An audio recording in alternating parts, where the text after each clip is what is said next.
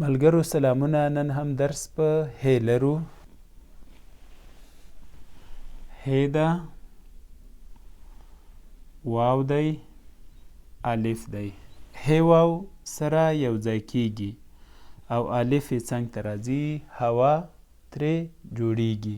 خو که همدا هی واو الف او ری وي، بیا هم هی واو ګډ لیکل کیږي، الف یې څنګ ته راځي او ری ورسره یو ځای کیږي، هوار ترې جوړیږي.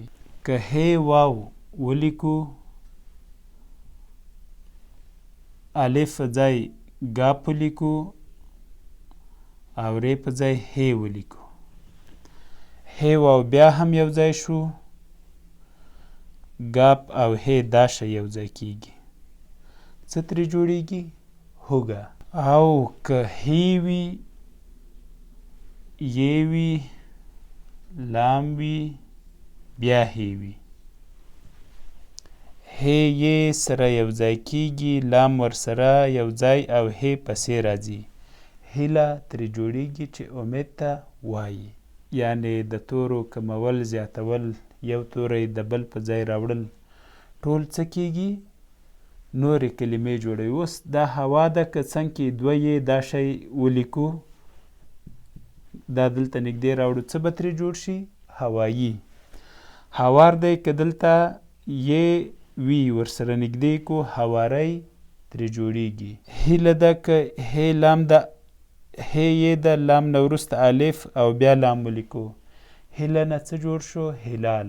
راځو درس ته. درس په هیواد لرو. هیواد،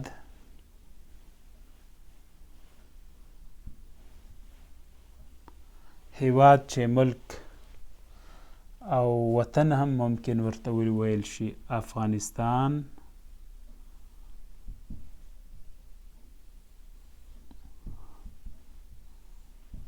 زموږ،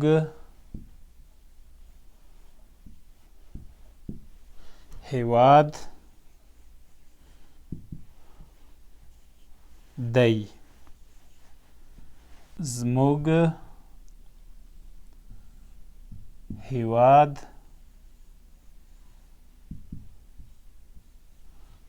د آسیا زړه دی. موږ ته خپل هیواد ګران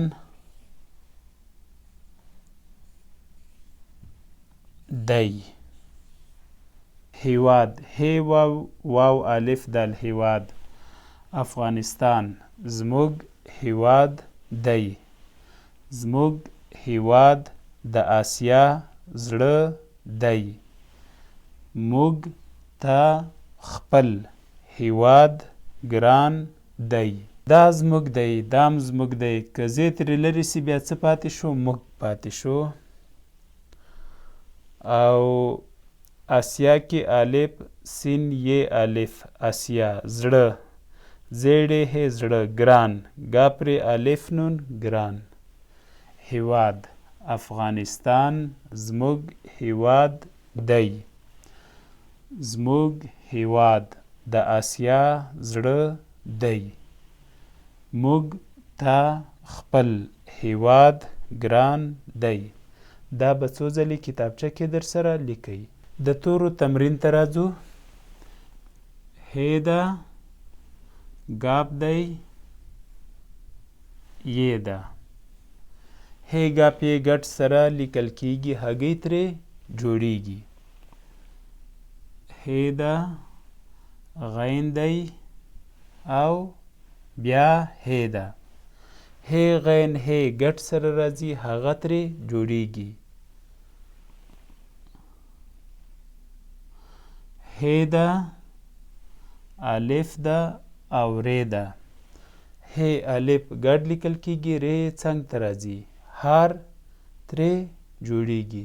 پښتو زده کړه فیسبوک پاڼه در سره خوښه او له نورو ملګرو سره شریکه کړئ. پښتو لرنینګ یوټیوب چینل هم در سره زنګوله یا سبسکرایب او د نورو ملګرو سره شریک کړئ.